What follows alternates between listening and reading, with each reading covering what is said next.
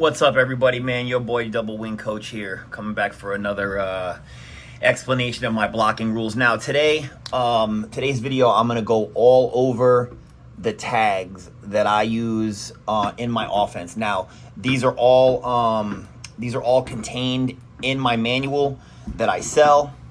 You can find information on that in the description. I'll give you guys a link for my email, so in case you see these videos and you want to get in touch with me and buy my system, by all means, just hit me up in my email and we can make that happen. And don't forget to like, comment, subscribe.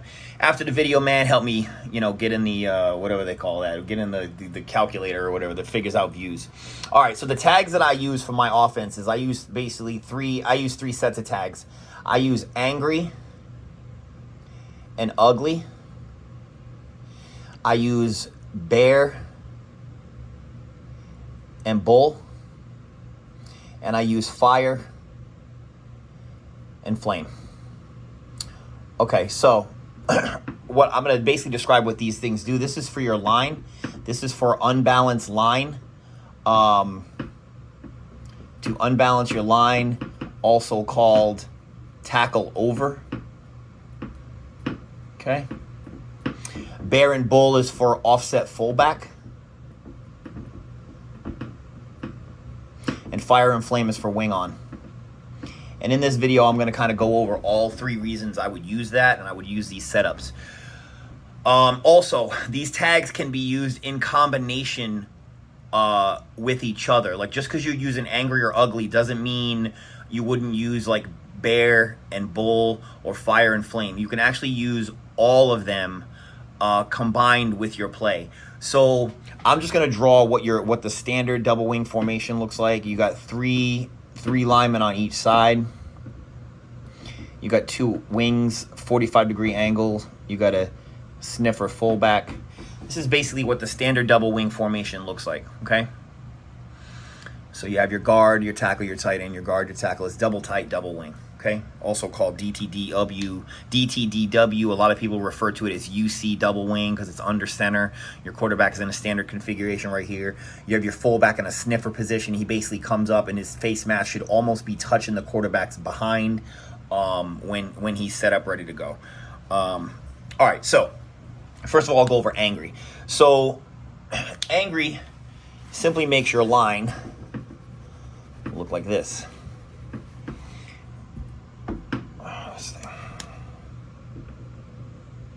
One, two, three, four. Okay, and then you still have you could have your sniffer fullback.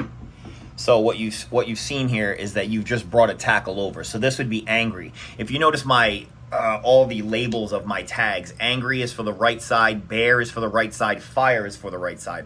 Ugly, bull, and flame all have L's in them, so they designate things happening on the left side of the line. So this would be an angry configuration. So obviously what you're looking for is if they're in a I don't know, a TNT, and they line up on your tackle, and then the end is kind of like out here doing something, and then they line up this guy and he's over a tackle, and then the end, his rule, he's like, well, I'm supposed to be, outside the last guy on the line of scrimmage. Well, the reason this is great is because your foreman, who is right here, I'll explain the line numbering in a second because I know people are going to ask me that about angry, like how does it affect the at-man?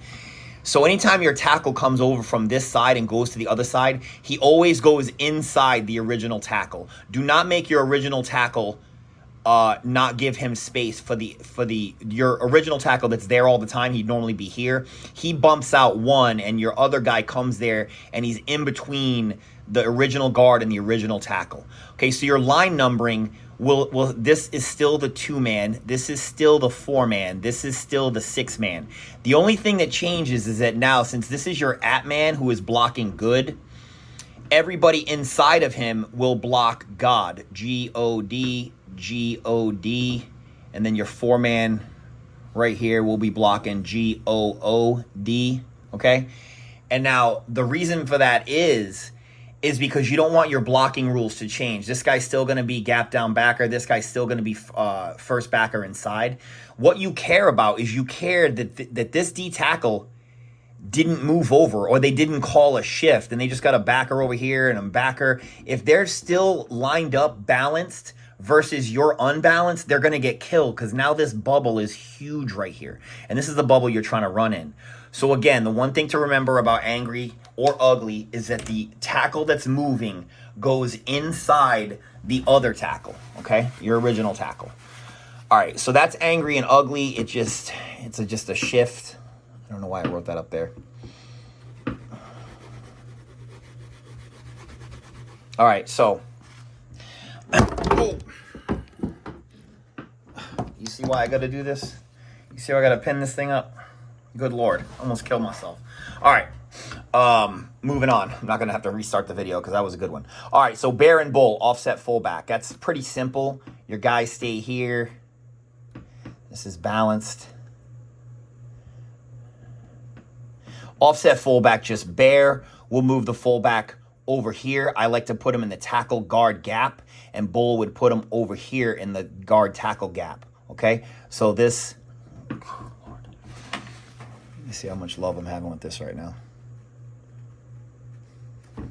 So that would be a bear configuration. Okay. Now, why do I like to go bear? I mean, that's honestly, that question is pretty simple, is because when the end is out here, I like to have the shortest distance for him to just be able to kick this guy out. Oh, sorry. He's actually from right here. It's going to be a short kick out. He engages the end super quick. This is your, this is your quarterback. This is your fullback right here. Okay, so you just shorten the distance. If you want, you can sit him directly behind the guard. You can do kind of whatever you want. Also, another way that I wedge is I always wedge from the bull configuration. So over the years, I had my kids wedging from directly behind the quarterback, and I found that it works a lot better to put him in the bull configuration, because basically if he's over here, he lines up in bull. When these kids wedge like this and they wedge onto each other, just blocking in a giant V up the field against this sorry ass nose tackle that's going to get driven like 100 yards. This handoff that happens right here is seamless. Like basically the fullback just tucks in right behind the center, and the quarterback just turns to his left and just holds out the ball with his right hand, and he gives it right to the dude. Versus if he's directly behind the quarterback, he has to kind of shift out to get the ball, to get out of his way. This is so much quicker. So I started wedging from only bull. I don't even think about wedging at all unless I'm in bull. I literally stopped doing that, and I've been doing it this way for years, and it's worked every single time. So bull and bear, those are your offset fullback. All right, now the last one is fire and flame. That's your wing on. So your wing on just basically looks like this. I'll show you fire, and then I'll draw flame. So this would be fire, and I'll put them in bear fire. How about that? So you have a bear and a fire. So here's your bear offset fullback. Here's your fire wing on. Why do I do wing on? So typically, let's say they're in a TNT and they have ends. Their ends are normally told that their rule is they have to be on the outside shoulder of the emlos, the end man on the line of scrimmage, okay? Emlos, which if a wing comes on is this guy. So the end will usually bump out like another step. And he usually never tells this guy to move over, which the blocking rules all stay the same. Nothing changes for the blocking. But what matters is this end is bumped out. The fullback's kick out is still relatively short, but all these guys have quick releases. Whoever they're blocking, like this he'd be blocking good. So it would be, it looks like it'd be like work like this. Most likely, yeah, this is your tackle. Yeah, your tackle is going to be an on block. This is a gap down backer. So this is a down block right here. So your guys, it looks like an unbalanced line, but it's not. what you're looking for is you're looking for this bubble right here to run in to increase. And that's why you run wing on. That's the number one reason to ever run wing on, is because you want that bump. Again, the blocking rules do not change. Blocking assignments do not change. They all stay the same. Okay, so remember, like I said, you can use different combinations. You can use different combinations of tags and create like different looks. Like I'll show you Angry Bear Fire, Ray 34 Power. So I'm using all three tags, Angry Bear Fire, Ray 34 Power. So you're going to have one guard, the tackle over, your original tackle, your tight end, and your wing on the line. You're going to have your guard, the tight end who is left. You're going to have your three back. You are going to have your quarterback. Then you are going to have your fullback offset where he would normally be. Okay? 1, 2, 3, 4, 5, 6, 7, 8. It's an 8-man line. 3 people left in the backfield. That's 11. This is Angry Bear Fire. Using all three. You could do the same thing on the opposite side. If you wanted to use Ugly Bull Flame, it would look the same. You have a guard, a tight end, a guard, the tackle over, the original tackle, the tight end, the wing, the fullback, the quarterback, and then your two back. Okay. Now, one of the things you have to understand is when you do unbalanced line, you're going to have to tell them, hey, anytime we unbalance, there's only one puller. It's going to be a guard only pulling. You can't pull the guard and tight end because there'd be nobody over here and these kids just run in. Okay. So your tight end has to make a fast inside reach right here. Okay. The end could be out here. I mean, the likelihood of this end crashing down that fast to get this kid who's going in motion and getting a toss it's probably unlikely. I mean, it could happen really depending on how close he gets to the line, how good of an athlete that kid is. But if you're running unbalanced line and you're confusing them every time you come to the bust out of the huddle, because it's a lot for defenses to have to kind of take in. So again, you're using tags to basically give yourself a strategic advantage on the field. You're offsetting your fullback to shorten the distance to the kick out. You're unbalancing your line using Angry and Ugly to show heaviness on one side. You can still run counters out of it. I've run unbalanced line right and run counters left. Because after a while, they'll take the whole defense and they'll start shifting to your strong side, which is normal. A lot of time I've run counters.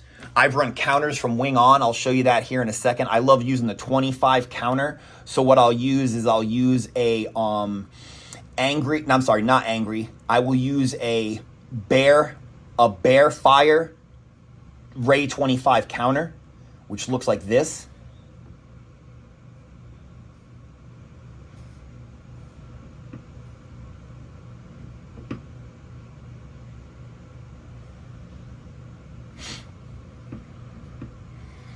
So essentially what's happening on this play is that nose, tackle, end, okay? So what's happening here is you're going to have one wing here, okay? He's going to go in motion and just fake the toss, okay? This guy right here, he's going to make a reverse pivot, okay, and come down the line. This guy is going to pull to the end. Now the 5-man is on an on block. This guy right here, this guy is good. This guy is mama. The end again is a free runner. This guy is GDB, so he's going to go right to a backer. Okay. Your backside tight end is going to pull. He's going to go inside out. That'll probably lead to a safety or to like a corner that may be over here. Okay. And this guy, he's just going to basically drop step, turn his shoulders towards the quarterback, and take an inside handoff from the quarterback. Now, I wanted to show my fullback. My fullback is going to counter step real quick, and then him and the tight end are basically going to lead through this hole, okay? So the order should be the guard goes straight to the kick out. The tackle is going to fast inside reach. The tight end is going to pull when the tight end should not cross the fullback's face. The quarterback should take the fullback should take a quick jab step to his right, lead through the hole. Tight end will be following him, followed by the two back coming through the hole. He is still an eligible runner. He's an end man on the line of scrimmage. But a lot of times, all the defense will discount this guy as being a runner, but that's your two back. So this would be a bear, fire, Ray 25 counter. You can clean house with that.